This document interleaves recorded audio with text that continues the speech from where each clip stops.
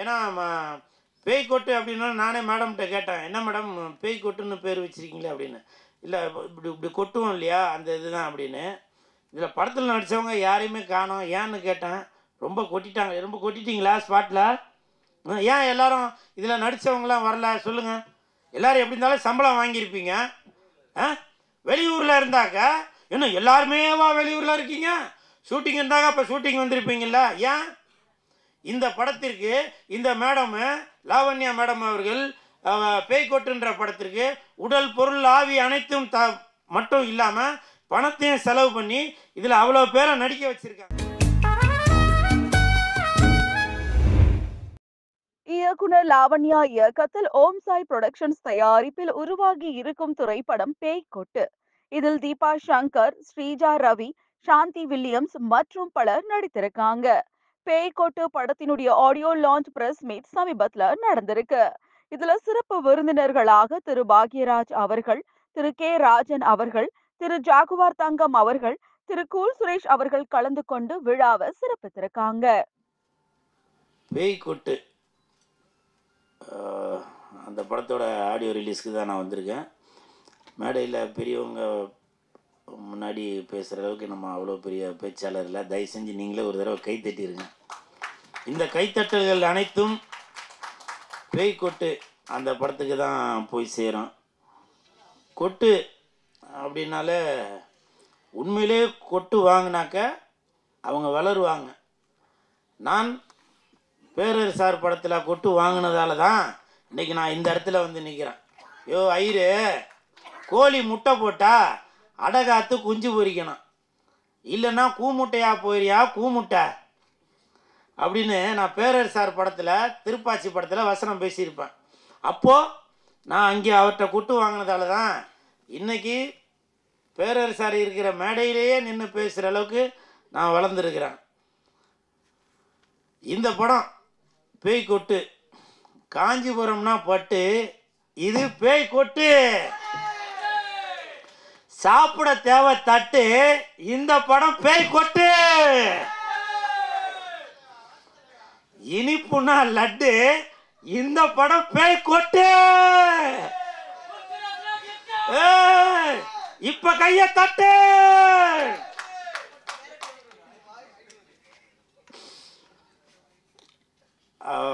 Madam வந்து ஏதோ 32 ஏதோ கிட்டத்தட்ட 32 டெக்னீஷியன் பார்க்க வேண்டிய வேலையாக இவங்க ஒருத்தங்களே பார்த்துட்டாங்க. என் தானை தலைவன் டிஆர் ஐயா அவர்கள் சகலகலா வல்லவன் அப்படின்னு சொல்லுவான். அவருக்கு பிறகு சகலகலா வள்ளி என்றால் அது நம்ம லாவண்யா மேடம் தான் நினைக்கிறேன்.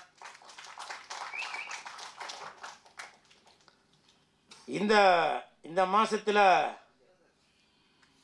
மகளிர் தினம், இந்த மகளிர் தினம் இந்த மாதத்தில் இந்த மேடம் இந்த மாதிரி எல்லா திறமையும் உள்ள 10 அவார்டு வாங்கியிருக்கதா சொன்னாங்க. எனக்கு தெரிஞ்சு 12 அவார்டு, 11வது அவார்டு நம்ம பேரர் சார் அவர்கள் கொடுத்துருக்காங்க.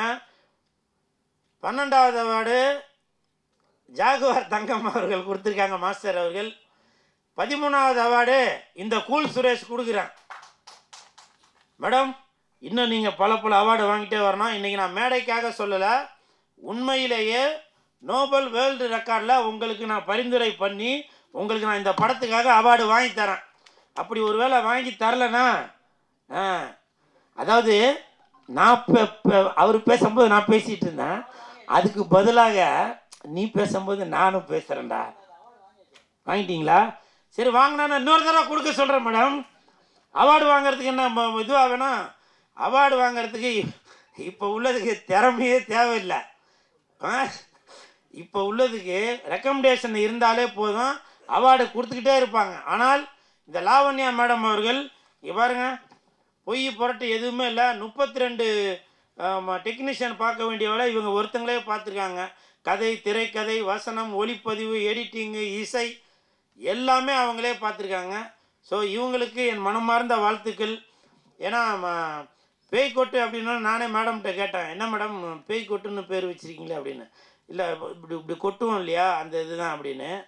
இதில் படத்தில் நடித்தவங்க யாரையுமே காணோம், ஏன்னு கேட்டேன். ரொம்ப கொட்டிட்டாங்க. ரொம்ப கொட்டிட்டீங்களா ஸ்பாட்டில்? ஏன் எல்லாரும் இதில் நடித்தவங்களாம் வரல சொல்லுங்கள். எல்லோரும் எப்படி இருந்தாலும் சம்பளம் வாங்கியிருப்பீங்க. வெளியூரில் இருந்தாக்க இன்னும் எல்லாருமேவா வெளியூரில் இருக்கீங்க? ஷூட்டிங் இருந்தாங்க, அப்போ ஷூட்டிங் வந்திருப்பீங்கள்ல. ஏன் இந்த படத்திற்கு இந்த மேடம் லாவண்யா மேடம் அவர்கள் பேய்கொட்டுன்ற படத்திற்கு உடல் பொருள் ஆவி அனைத்தும் மட்டும் இல்லாமல் பணத்தையும் செலவு பண்ணி இதில் அவ்வளோ பேரை நடிக்க வச்சுருக்காங்க. அவங்க யாராச்சும் வந்திருக்கணும்ல? ஏன் வரல? இது என்னுடைய ஆதங்கம். வந்திருக்காங்க. ஆனால் போஸ்டரில் போட்டிருக்கவங்க யாரையும் காணோம். அந்த நாய் வந்திருக்கா மேடம்? பின்னாடி ஒரு நாய் ஒன்று இருக்கா, வெள்ளை கலர். அது பார்த்தீங்களா? இந்த நாய் வந்ததால் அந்த நாய் வர சொல்லலையா? அதானே மேடம் சொல்கிறீங்க? இல்லை மேடம், பரவாயில்ல மேடம். இந்த நாய் நன்றி உள்ள நாய், இந்த நாய் பாசமான நாய், புரியுதுங்களா? இந்த படத்தில் நடிக்காட்டியும் வாலாட்டிக்கிட்டு வந்திருக்க இந்த நாய் எப்பவுமே பாசமும் நேசமும் சினிமாவுக்காக உடல் பொருள் ஆவி அனைத்தையும் கொடுக்கறதா இந்த நாய். கூல் சுரேஷ் என்ற அந்த நாய், புரியுதுங்களா? கமெண்ட்ல இப்போ உங்களுக்கே க்ளூ கொடுத்துட்டேன்னு நினைக்கிறேன். இந்த நாய் எதுக்கு கத்தினே இருக்கிறான் அப்படின்னு, இல்லையா? பார்த்தீங்களா? என்ன பிரீடா? எப்பா நான் அதையும் சொல்றேன், அதையும் க்ளூ கொடுக்குறேன். டாபர்மேன் சந்தோஷமா? இல்லை ராஜபாளையம் நல்லா வீரமாக வைக்கலாமா? இப்படி நீங்களே எந்த நாய் வேணும். ஆனால் நாய் என்பது நன்றி உள்ளது.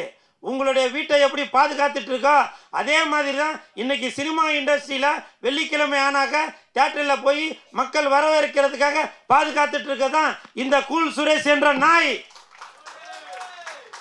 அது இந்த படத்தோட பேய், புரியுதா? அதனால இந்த படத்தில் நடித்தவங்க தயவு செஞ்சு இன்னைக்கு நீங்கள் ஆடியோ ரிலீஸுக்கு வராட்டியும் உங்களுடைய ஃபோனில் ஒரு வீடியோவாக எடுத்து இந்த மாதிரி எப்போ மேடம் படம் ரிலீஸு? வருகின்ற 21ஆம் தேதி, மார்ச் 21ஆம் தேதி உலகமெங்கும் ரிலீஸ் ஆகிற இந்த பேய்கொட்டுன்ற படத்தில் நடித்தவங்க தயவு செஞ்சு நீங்கள் வந்து ஒரு செல்ஃபியில் ஒரு வீடியோவாக எடுத்து இந்த படத்தை வந்து பாருங்கள் அப்படின்னு சொல்லுங்கள். நீங்களும் படம் பார்க்கறதுக்கு தேட்டருக்கு வாங்க, சரிங்களா?